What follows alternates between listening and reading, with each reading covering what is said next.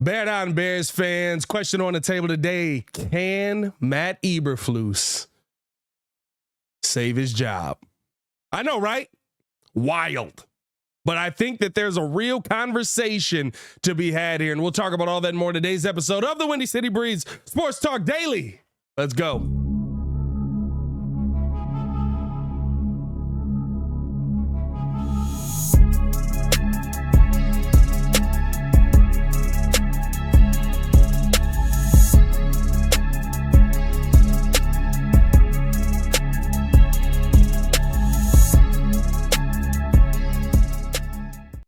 Now, if you are new to the channel, please like the video. Please subscribe to the page. We do talk Chicago sports daily on this channel, the only channel talking Bears out Bears fans talk. So make sure that you get in tune with us, man. Big question here, right? With Diana Rossini reporting that basically the Chicago Bears are linked to Jim Harbaugh. They're looking to have these conversations with Jim Harbaugh. There's already been a little bit of back and forth dialogue around the head coach.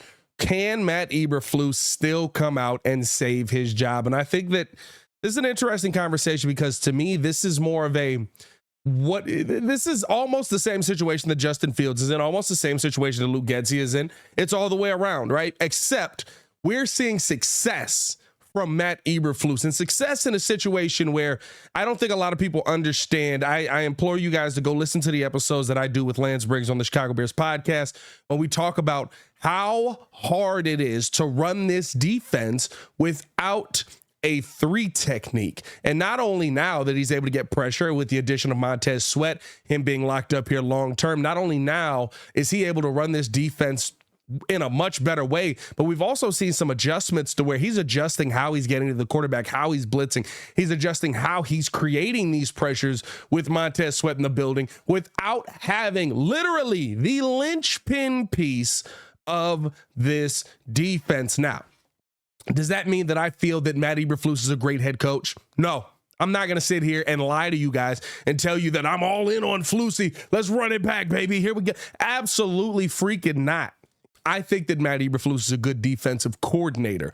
The problem is right now that he's calling the defense, he's leading the defense in a way that is leading to the Chicago Bears being put in positions for wins. Now, to that same point, there's also something to be said on him leading the defense to a position where the Bears gave up 12 points with 4 minutes to go, and it ends up in a loss for the Chicago Bears. But I do think that you have to say that this defense has gotten better throughout the year. There's been adjustments made on Fluce's side. We've seen the improvement. And for the most part, right, when you look at the defensive numbers throughout the season, now not only are the Chicago Bears, I believe, 3rd in interceptions on the year, they're number 3 in number 1 in run defense on the year. They're now a top 10 defense as a whole.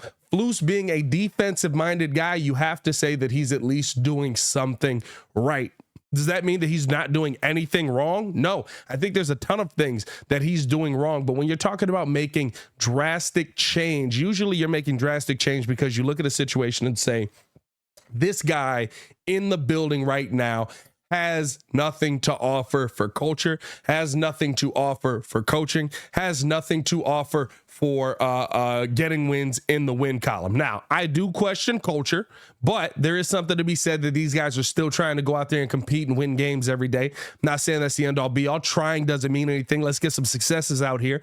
Now we're starting to see some wins. I believe as bad as it is, right, over our last 8 games, I believe we are 500. If I'm not mistaken on that. Let me double check that real quick. Let me double check that because it sounds wrong, but I feel like it is right. So we lost to the Vikings. We beat the Raiders. We lost to the Chargers. We beat the Saints. We lost to the Saints. We beat the Panthers. We lost to the Lions. So he is 1 game below 500 over his last 8 games, right? Like it's one of those things where you can argue it, you can deny it, but this is the Chicago Bears. At the end of the season, he will go to them and say, we saw improvement. Now, it's on Kevin Warren to make the final decision at the end of it all. I think that Ryan Poles at this point probably would stick with Matt Eberfluce if this defense continues to play at this level, because you're seeing the guy do what he does best. Now, here is the tough question, though. Are you missing out on the better commodity? And a lot of people are throwing Jim Harbaugh's name, with Jim Harbaugh's name being linked to this team, right? I would love to have Jim Harbaugh's culture here.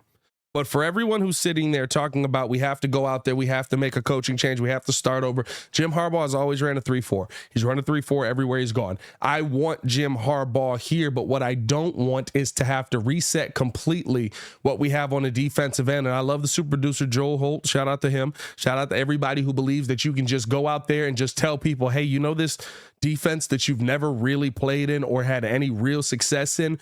We're going to put you in that and hope for the best.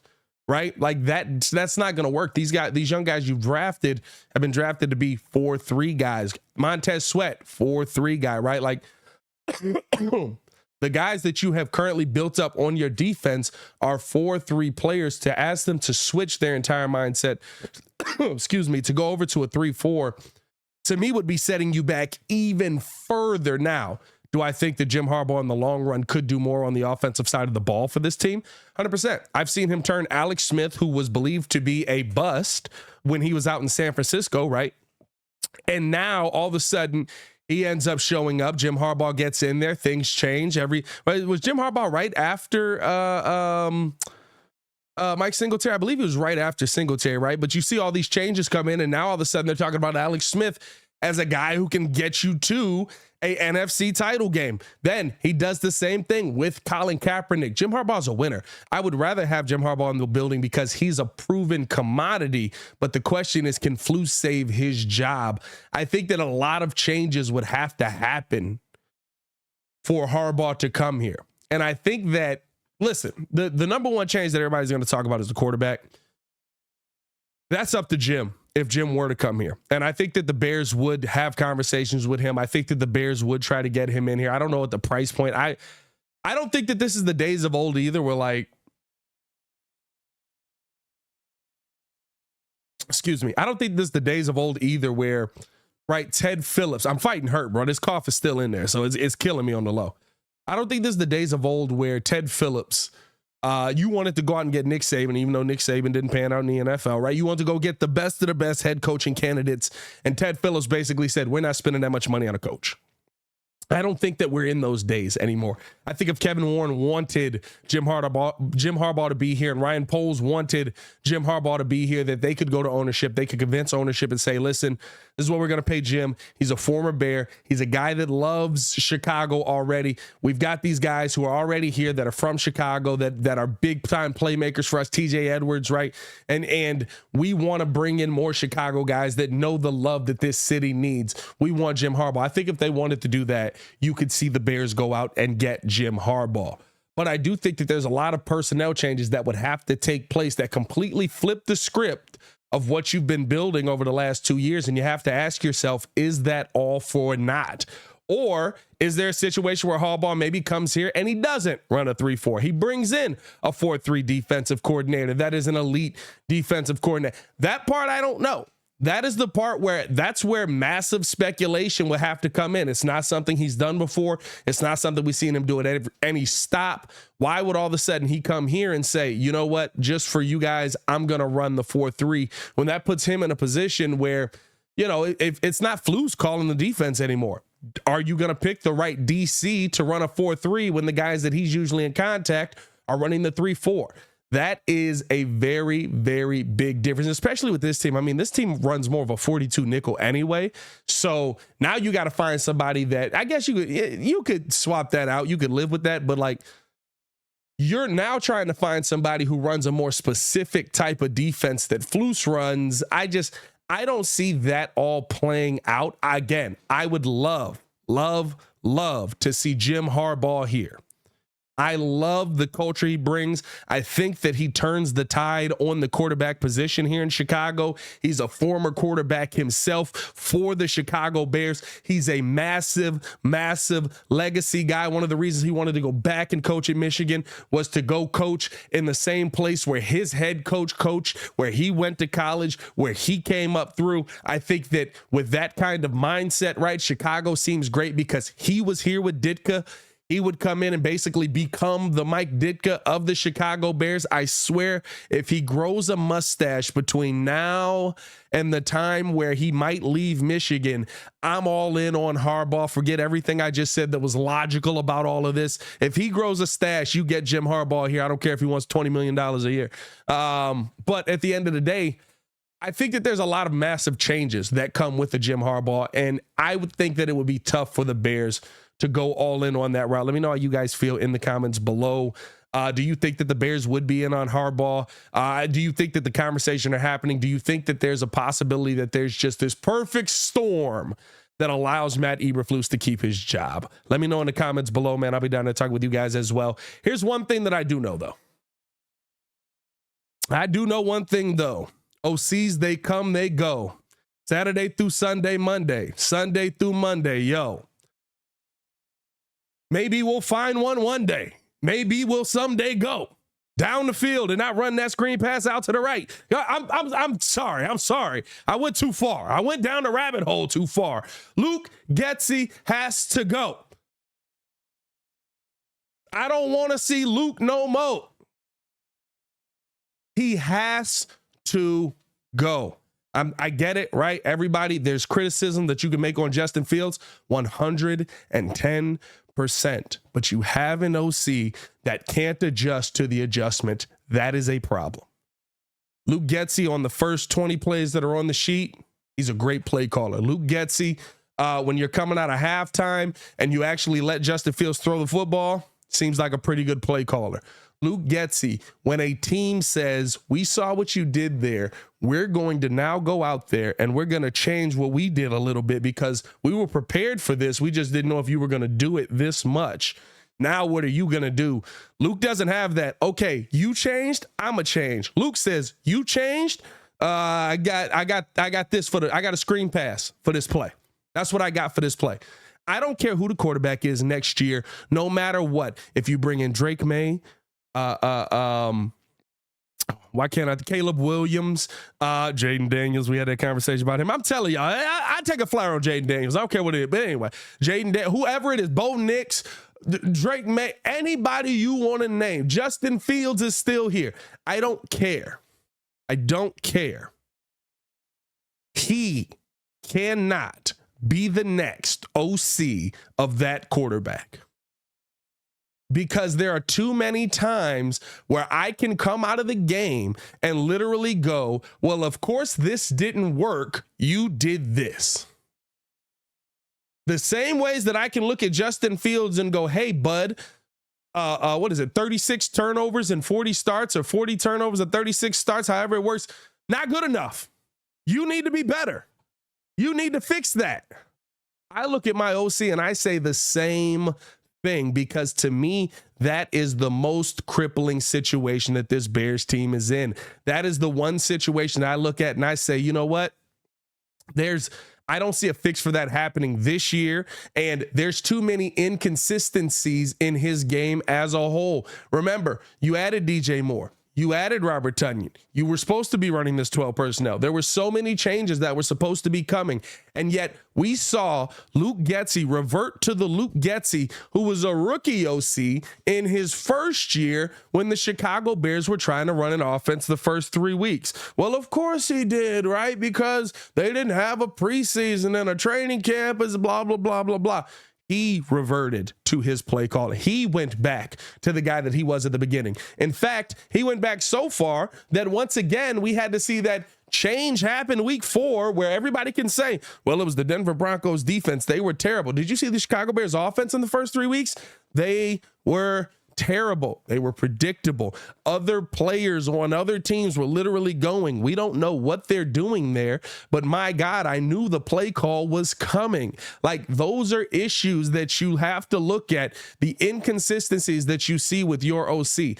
No matter if it's Jim Harbaugh, no matter if it's Matt Eberfluce, no matter if it's Ben Johnson, there has to be a new offensive play caller in the building at the end of the day, or we're going to be having these same debates about whoever the next quarterback is. We're going to be having these same debates about whoever the next guy under center is, or we're going to pick up Justin. We're going to just ride out Justin's contract, pick up the fifth-year option, and we're going to have this conversation for the next 2 years.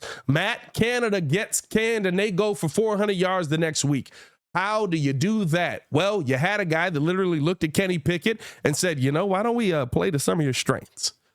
How does Tua become Tua after the Tua we saw his first 3 years? You had a head coach that didn't want him. They literally lost the draft pick trying to get him out of there. Instead, you swapped him out with a head coach that says, hey, why don't we play to some of your strengths? Cam Newton said it best he was on WGCI yesterday, talking about the Bears and talking about Justin Fields. And he said, you can't ask an eagle to fly at the same height when you clip his wings. We have seen the Bears clip these players offensively, their offensive wings too many times. It's not just Justin either, right? Remember when DJ Moore wasn't getting targeted? Y'all remember that? When he wasn't the number one option in the offense? Y'all remember when DJ Moore said he didn't expect to get the ball on the opening drive because that wasn't in the game plan? Y'all remember that? The players have talked about it ad nauseum. Don't take the word of the media. Don't take the word of me. Don't take the word of who, right? Like anything that you're hearing on YouTube, take the word of what Justin Fields, what DJ Moore, what Darnell Mooney, what Cole Kmet, what the guys who are on the offensive side of the ball, take their word for it, right? They've said that they didn't get the ball in the hands of their playmakers enough. And then we go into the Denver game and the Washington game, and all of a sudden DJ Moore can't stop getting the ball. Now he's top 5 receiving wise in the NFL as far as yards. Now Justin Fields, whenever he throws the football to DJ Moore, has the highest QBR in the NFL.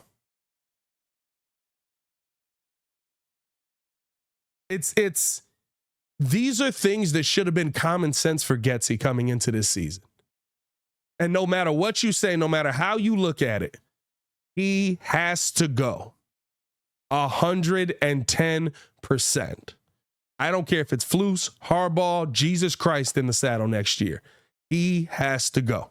Hey, man, I do want to know how you guys feel, man. Let me know in the comments below. I'll be down there talking with you as well. As always, it's your boy, Pat the Designer. Back at it again to continue watching our Chicago Bears content. Click the links on the screen or check the links in the description below. We'll be live for the Chicago Bulls game tonight at 7. So tune in with us on that as well. Live call in full effect. Y'all stay safe out there, Chicago. Bear done.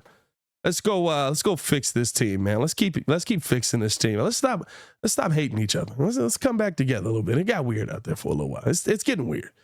Y'all stay safe. Peace.